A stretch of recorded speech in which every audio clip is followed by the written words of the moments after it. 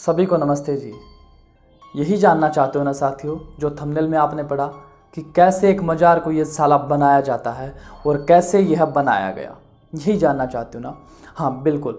और मैंने जो पिछला वीडियो बनाया था उस वीडियो के ऊपर आप सभी के मैं कमेंट, एक एक व्यक्ति का कमेंट मैंने पढ़ा है।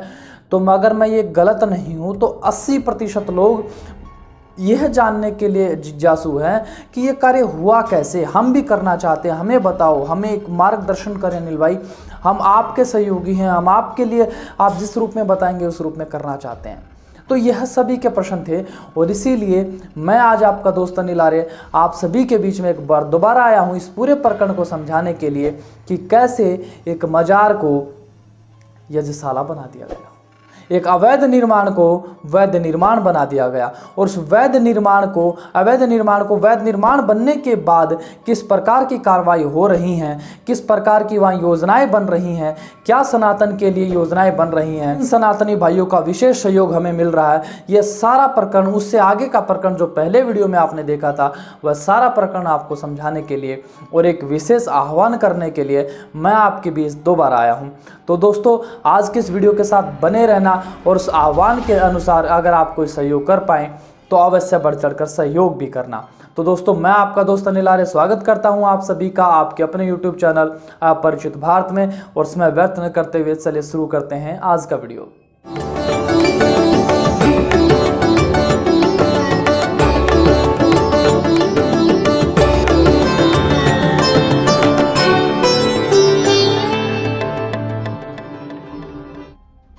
साथियों सबसे पहले तो इतना जानो, हमें किसी भी धार्मिक भावनाओं को आहत करने की कोई भी अनुमति नहीं है, किसी प्रकार के में छूट नहीं है, ठीक है, ध्यान रखना इस बात को।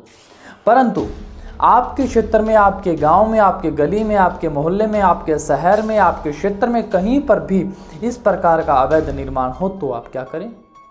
तब आप कर सकते हैं केवल और केवल मात्र एक कि आपके अपने क्षेत्र के वहाँ का जो सरपंच हो, वहाँ का एमसी हो, वहाँ का जो पंचायत हो, उससे संपर्क कीजिए, उसका इतिहास जानने का प्रयास कीजिए। कब से ये हमारे गांव में, हमारे क्षेत्र में मजार बन गई?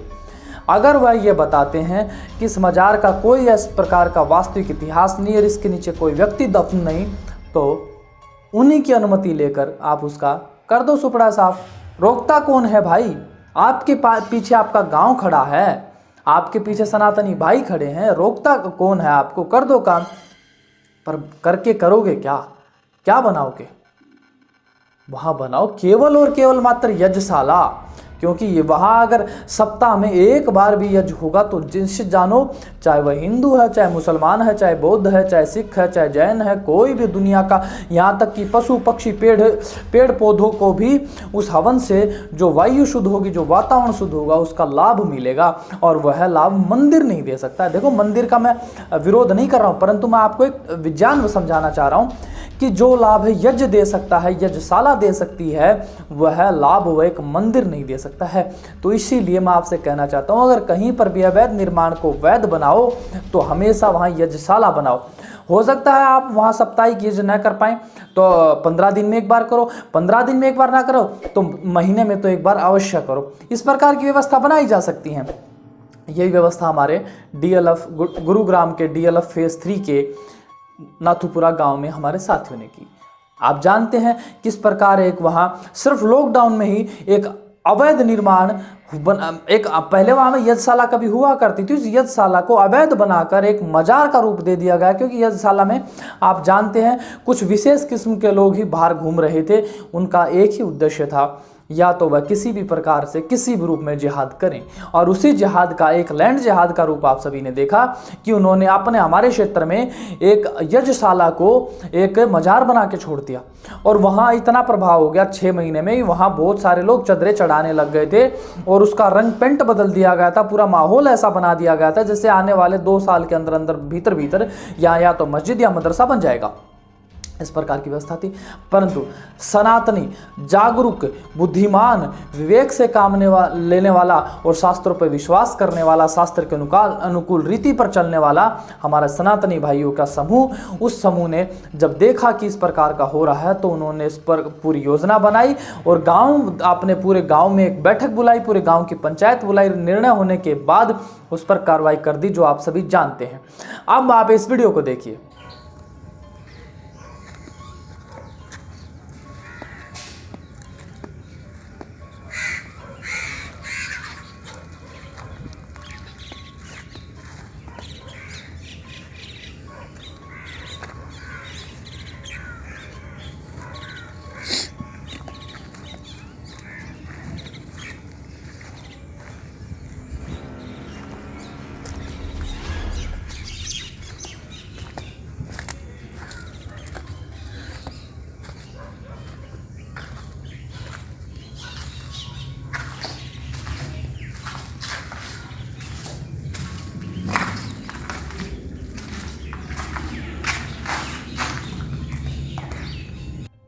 देखा आपने इस वीडियो में, उस मजार को जब खोदा गया तो किसी भी रूप में कोई कंकाल, कोई शव, कुछ नहीं मिला। सिर्फ और एक सपाट मैदान के ऊपर, और जो हमारा यज्ञ कुंड था, कभी हुआ करता था, उस यज्ञ कुंड के ऊपर ही 4 ईंटें लगाकर, 5, 6, 10, 12, 50 ईंट लगाकर इस प्रकार का एक मजार का मंडी का रूप दे दिया गया था। और जब तोड़ा तो आपने देख लिया वीडियो में। अब एक और वीडियो देखिए।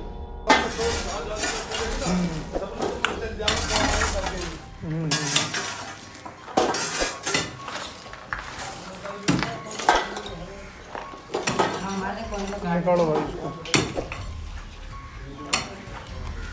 तो भाई आप देख सकते हैं बहुत ही गहरा था। अभी इसमें से नीचे पत्थर निकलते ही जा रहे हैं, बहुत ज़्यादा गहरा था ये। अब इसमें यज्ञशाला की तैयारी चल रही है। ये हमारे कुछ युवा सनातनी बच्चे अपना योगदान दे रहे हैं। अरे छोटू, तू बेटा सीधा घुस रहा है। रुक जा रे, रुक जा, डट जा, डट जा, चल भाई।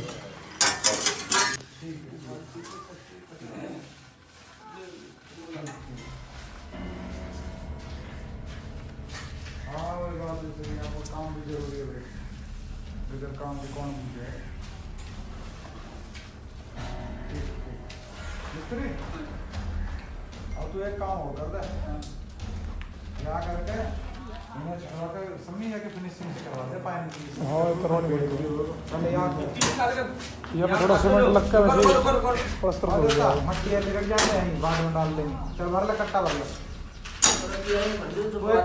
देख लिया आपने, दोनों वीडियो में देख लिया होगा कि सनातन के ऊपर कार्य करने वाले, इस मजार के लिए अपना इतना बड़ा संघर्ष करने वाले कोई और नहीं, छोटे छोटे अपने सनातनी भाई हैं। आयु कितनी होगी देखा आपने वीडियो में, बहुत कम आयु के अपने सनातनी भाई हैं। और इन नव युवकों की वजह से ही यह कार्य हो पाया। और इतना ही नहीं, इस मजार को अब दोबारा से हरे रंग से बदल करके इसका वास्तविक शुद्ध रंग अर्थात श्वेत रंग का कर दिया गया है। अब इसमें देख लिया आपने, अब यहाँ पर सारा का सारा साफ सफाई और बिल्कुल शुद्ध यज्ञशाला बन चुकी है।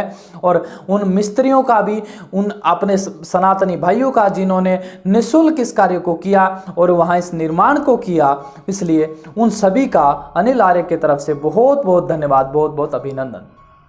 परंतु आपको मैंने बताया था पिछले वीडियो में कि यह हर वीरवार को और मासिक एक महीने में एक बार तो बड़ी संख्या में उस मजार पर 300-400 लोग इकट्ठा होने शुरू हो गए थे। मासिक और साप्ताहिक रूप में भी बहुत संख्या में वहाँ लोग पहुँचने लग गए थे, चद्दरें चढ़ाने लगे थे। पर अब सनातनियों ने जो उसको यज्ञशाला बनाया है, तो हम वीरवार को ही वहाँ पर भव्य यज्ञ का आयोजन कर रहे हैं, भव्य हवन का आयोजन कर रहे हैं, सनातन की मूल परंपराओं का आधार हवन का आयोजन कर रहे हैं। मैं आपसे आह्वान करना चाहता हूं, सनातन आपसे एक आह्वान करना चाहता है, सनातन के माध्यम से मैं आपसे एक अपील करना चाहता हूं, आपसे सहयोग की अपेक्षा करता हूं। सहयोग ऐसा मत समझना कि हमें आपसे किसी रूप में आर्थिक सहयोग चाहिए या कुछ और, हम कमज़ोर हैं इसलिए आपको नहीं, हम सिर्फ आह्वान इसलिए कर रहे हैं कि जो भी साथी गुरुग्राम के निकट हैं, गुरुग्राम से 10-20 किलोमीटर के आसपास में हैं, वह इस हवन में पहुंचकर अपने उन साथियों के विचार सुने। और प्रयास मैं भी करूंगा कि मैं भी वहां जा पाऊं।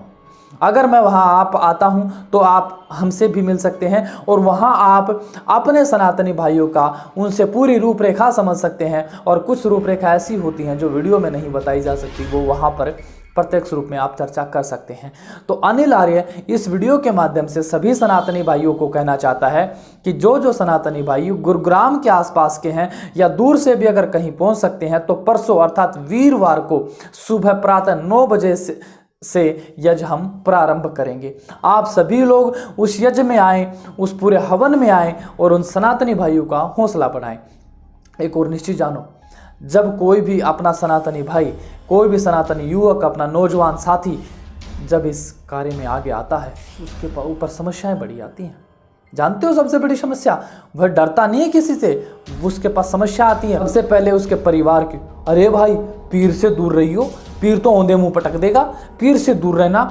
अगर पीर के तो पास जाए तो माथा टेक के आना, बत्ती जला के आना, दिया जला के आना, उसको तोड़ने की बात ही मत करना, ठीक है।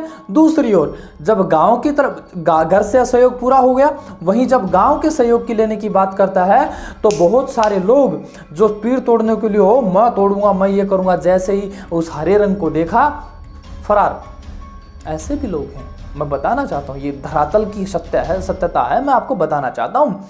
ऐसे भी लोग हैं जिनको लगता है जैसे मैं हथौड़ा मारूंगा एक कोई आत्मा फू करके आएगी और मेरे अंदर घुस जाएगी और मैं मर जाऊंगा, मेरे अंदर जिंदा आ जाएगा, मेरे अंदर भूत आ जाएगा, मेरे अंदर आत्मा आ जाएगी। यह डरा हुआ सनातनी, यह डरा हुआ हिंदू, अपनी मान्यताओं से भटका हुआ हिंदू इसी प्रकार डरता रहता है। और वह इस यहाँ नहीं डरता, जब उसकी माताओं बहनों का शोषण होता है तब उसका भी विरोध नहीं कर पाता, तब भी वह डर के बैठ जाता है, छिप जाता है। ऐसा हो गया है। परंतु वह जब युवक वहाँ विरोध करना प्रारंभ करते हैं तो फिर दूसरा विरोध उनका शुरू होता है गांव के साथ। गांव के लोग कहते हैं भाई पीर तो पुज्जा ही जाया कर है, पीर ना हम क्यों कर तोड़ सका भाई, ऐसी ऐसी बातें करके उसका भी कोई सहयोग नहीं करता। परंतु यह जो गांव के लोगों का सहयोग था ये तब तक था जब तक कि कोई पहल नहीं करता। वही लोग जब कोई पहल कर देता है तो पूरा गांव भी साथ आ जाता है, ये आप निश्चित जान लें। परंतु यही हुआ, अपने जब नाथुपुरा के बहुत सारे अपने नौजवान साथियों ने जो धर्म के प्रति आज आस्था रख रहे हैं, धर्म को जान रहे हैं, धर्म के पथ पर बढ़ रहे हैं, उन्होंने जब यह पहल की तो गांव के बहुत सारे लोग सहयोग के लिए भी आए और पूरे सहयोग से, अभी विशेष सहयोग अभी नहीं मिला है, फिर भी उनके इस सहयोग से, कुछ युवकों के सहयोग से ही हम इस कार्य को करने में सफल हुए हैं। तो अब मैं आपसे चाहता हूँ पूरा गांव सपोर्ट में आए, पूरे आपके क्षेत्र के लोग सपोर्ट में आए। इसलिए सबसे पहले नौजवान साथियों को, मेरे नौजवान भाइयों को, मेरे हिंदू भाइयों को, सनातनी भाइयों को, आर्य भाइयों को मैं आह्वान करता हूं, आओ उस यज्ञ में, हौसला बढ़ाओ, अपने साथियों को हौसला बढ़ाओ, सनातनी भाइयों का, उनको कमजोर मत होने दो। अगर उनको किसी भी रूप में सहायता चाहिए, आपसे तन मन धन कोई भी आपसे सहायता चाहिए तो आप उसको करो। और आप जानते हैं ये जो साथी थे ये सारे बेचारे किसी विशेष रूप में कार्य नहीं करते हैं, आर्थिक रूप से बहुत ज़्यादा विकसित भी नहीं हैं और बेरोजगार हैं बेचारे, फिर भी उन्होंने व्यवस्था करके धर्म के लिए भावना होने के कारण पैसे की व्यवस्था करी और उस पूरे भवन को यज्ञ पेंट आदि कराने के लिए, देखो धन तो खर्च होता ही है ना, उसकी सारी व्यवस्था उन्होंने करी। तो आप सभी लोग वहाँ उनका हौसला बढ़ाने के लिए, उनकी ताकत बनने के लिए वहाँ जरूर पहुँचो। और एक दो नहीं, मैं कहूँगा जितने ज़्यादा आप पहुँच सकते हैं सनातनी भाई, बाइक से पहुँचो, गाड़ी से पहुँचो, पैदल पहुँचो, साइकिल पहुँचो, कैसे भी पहुँचो और इस यज्ञ में ऐसा भव्य आयोजन करो। और वीरवार के दिन ही जब वो लोग आए, चद्दर चढ़ाने आए, नमाज पढ़ने आए, तब उनको एहसास हो क्या करने जा रहे हो, सनातन के साथ खिलवाड़ करोगे, सनातनियों के रहते हुए करोगे, उनके घर में घुसकर करोगे, संभव नहीं है। वो प्राचीन समय था, वो पुराना समय था। आज सनातनी जानता है, अपने धर्म को जानता, अपनी संस्कृति मान्यताओं परंपराओं को जानता है और वह जानता नहीं, वह उनके लिए जीता है और मार सकता है, मरने मारने की सारी चीज़ें वह कर सकता है। तो उन सनातनी भाइयों का सहयोग करने के लिए अनिल आर्य आपसे आह्वान करता है, सनातन आह्वान करता है, आओ चलें यज्ञ की ओर, सनातन का आह्वान, चलें यज्ञ की ओर। इस आह्वान के साथ आप सभी वहाँ पहुँचें और पहुंचकर उन सनातनी भाइयों का पूरा दमखम बनाएं और उनसे प्रेरणा लेकर अपने क्षेत्र में भी अवैध निर्माण को वैध बनाने की मुहिम में जुट जाएं। तो साथियों आज के वीडियो के लिए बस इतना ही। अब आप सभी की कोई और राय हो और कोई सुझाव हो तो कमेंट में मुझे कर सकते हैं, और या इससे भी अच्छा तो यही रहेगा आप सीधे वहाँ पहुँचे, वहाँ पहुँचकर अपने विचार रखें। और सभी की इसी बात के साथ आज का वीडियो मैं ख़त्म करता हूँ। अगर आपका आज का वीडियो अच्छा लगे तो वीडियो को लाइक करो, शेयर करो, चैनल को सब्सक्राइब करते समय ऑल नोटिफिकेशन आइकन को दबाना बिल्कुल मत भूलना। और जाते समय एक बात मैं कहना चाहूँगा, बोलिए मेरे साथ, धर्म की जय, धर्म की जय, मर्यादा पुरुषोत्तम श्री रामचंद्र जी की जय, धर्म संस्थापक श्री कृष्ण चंद्र जी की जय। सभी को नमस्ते जी।